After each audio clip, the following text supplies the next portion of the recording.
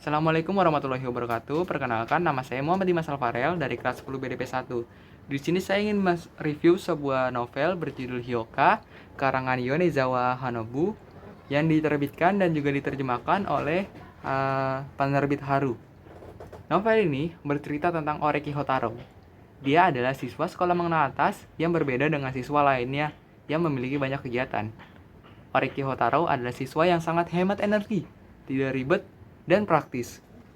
Oreki Hotaro memiliki moto hidup, yaitu kalau tidak perlu dikerjakan, lebih baik tidak usah dikerjakan. Tapi, kalau harus dikerjakan, lakukanlah dengan praktis. Akan tetapi, semua itu berubah ketika dia harus bergabung dengan klub sastra klasik. Di klub tersebut, dia bertemu dengan Eru Citanda Eru Citanda yang memiliki rasa penasaran yang tinggi. Bertemu dengan Eru Citanda sangat mengubah hari-hari Oreki, karena dia harus terus berpikir untuk bisa memecahkan misteri-misteri yang terjadi di sekitar dia. Dengan rasa penasaran Citanda, mereka harus memecahkan misteri kasus 33 tahun yang lalu, hanya dengan sebuah petunjuk antologi yang berjudul Hyoka. Cerita dimulai dari rasa penasaran Citanda yang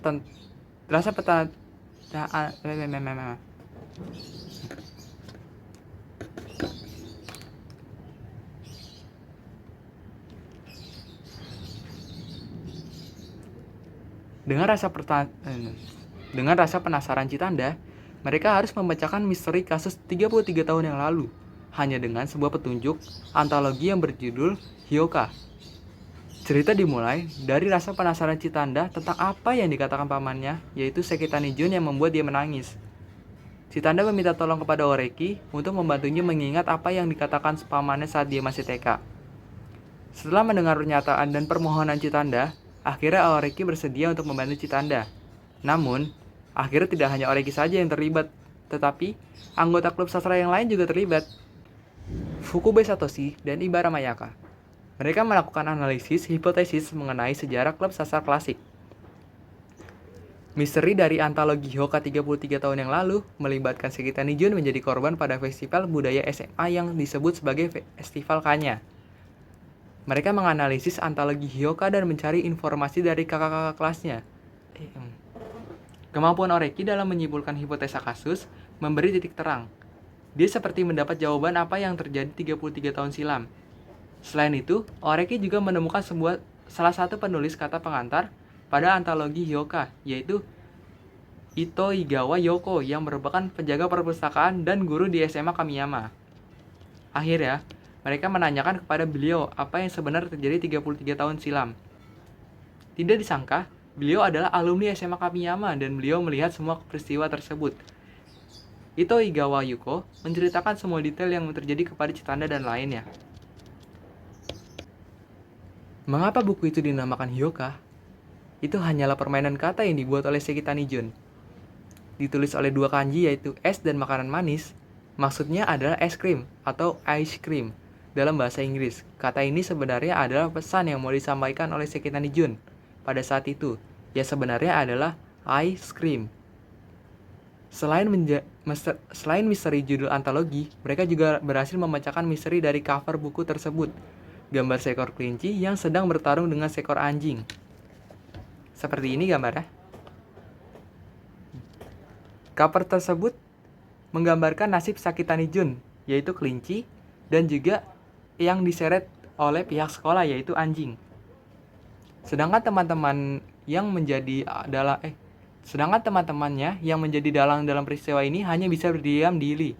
Hingga pada akhirnya, Sekitani Jun harus dikeluarkan dari sekolahnya. Selesai menceritakan tentang peristiwa yang terjadi, Citanda mulai mengingat apa yang dikatakan oleh pamannya, hingga membuat dia mulai menangis.